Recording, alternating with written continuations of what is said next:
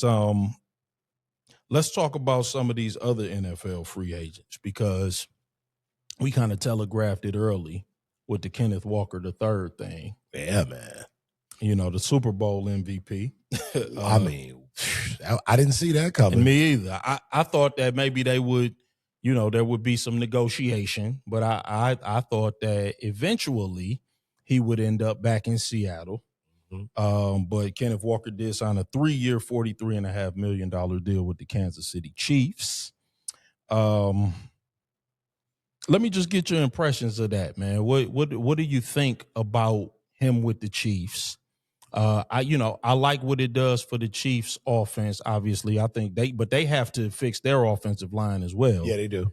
But what do you think that means for them before we get to some of these other signings? Because I just want to run through, you know, a few of them that popped out. Obviously, there's been, you know, over 100 transactions and 60 guys have moved. So we can't talk about every single free agent.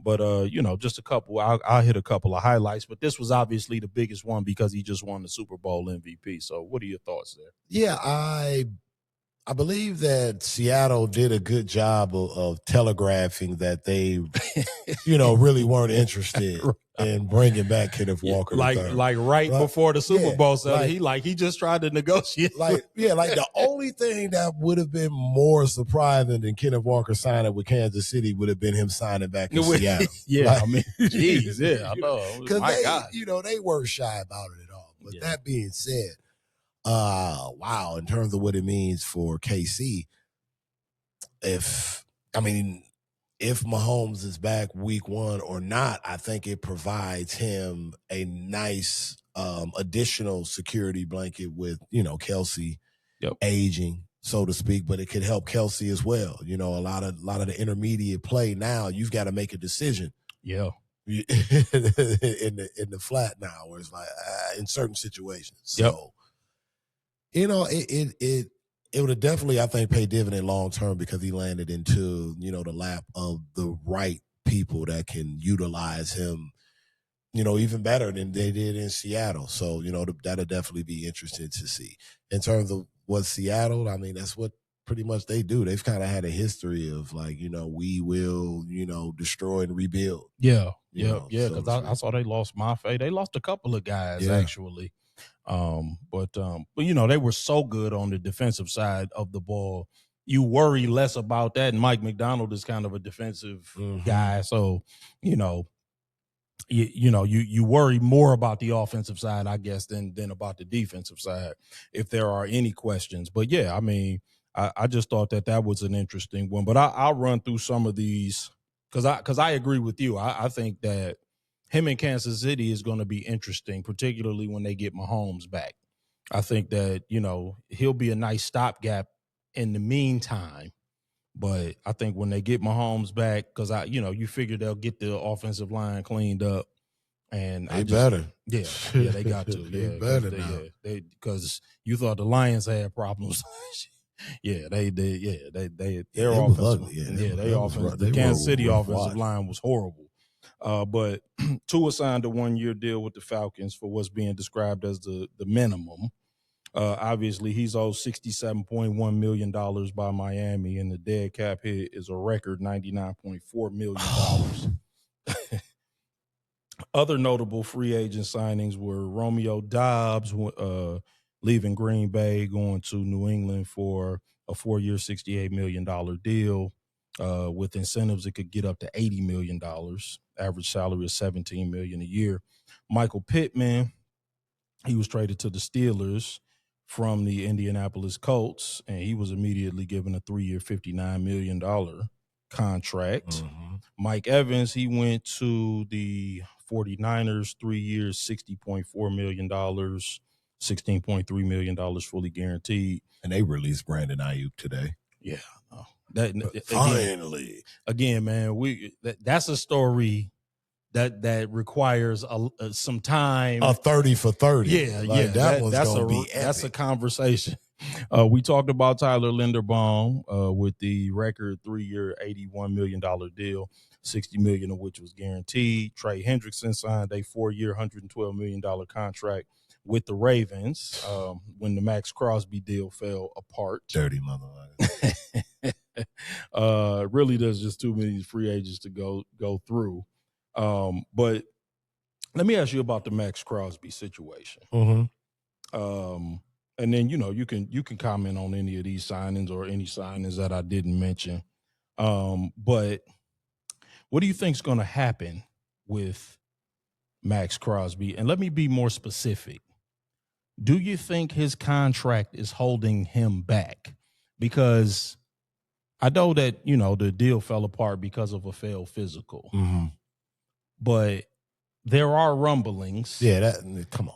That it was more that they were not interested in really taking on that money. They kind of got buyer's remorse because Lamar Jackson wants a new contract, and again, you know how I feel about that edge rusher and those big deals and them taking up that much of your salary cap space. But I'm asking the people's champ, do you think his contract is holding him back at all? Wow. So let me put the disclaimer out here first. So for lifelong Lions fan, of course we've struggled with disappointment and shortcomings. Yes. Relevancy for a lot of the time outside of a player here or there, Barry, Calvin, et cetera, et cetera. So in that journey of being a Lions fan, along the way, I adopted a second team. Yes.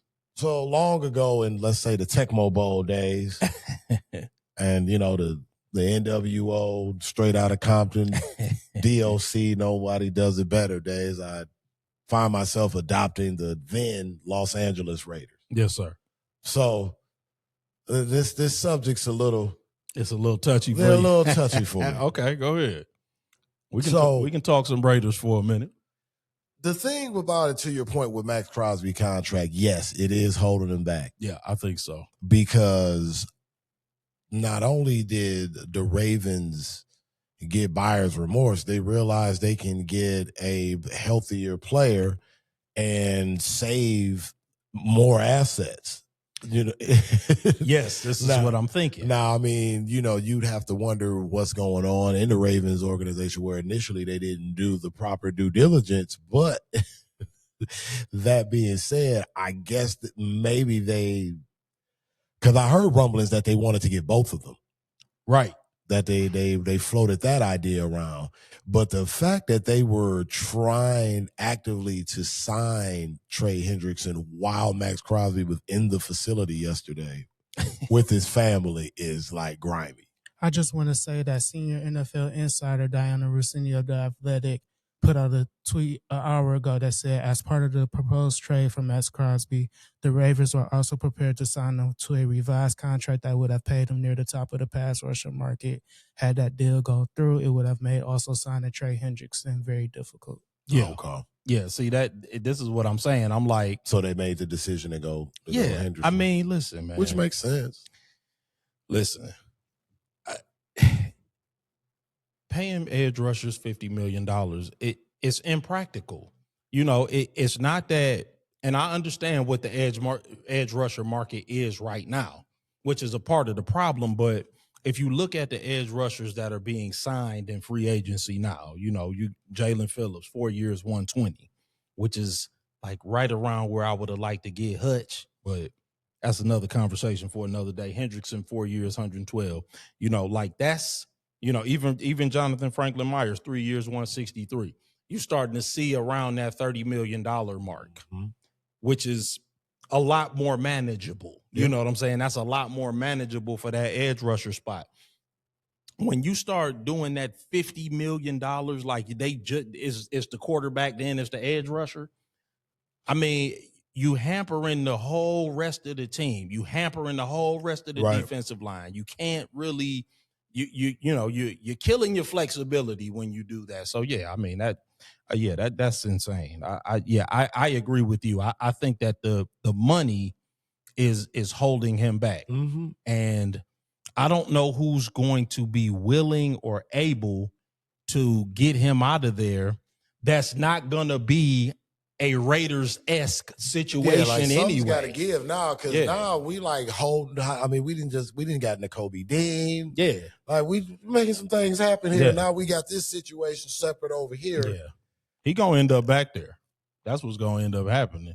He gonna end up back in the Raiders uniform after flirting with all of these other people. Yeah, so it's a nasty game. It is. It's a dirty, dirty game. I also want to point out a tweet from that was posted earlier that was said that Ravens GM Eric DeCosta said he started talks with Trey Hendrickson after losing center Tyler Linderbaum in free agency. DeCosta was looking to add Hendrickson and Maxx Crosby for the trade, where Crosby was nullified. Oh, okay. So like to both points, it sounds like there was some buyer remorse, but it also sounds like they were trying to bring both in at the same time. They were gonna burn the candle at both ends regardless.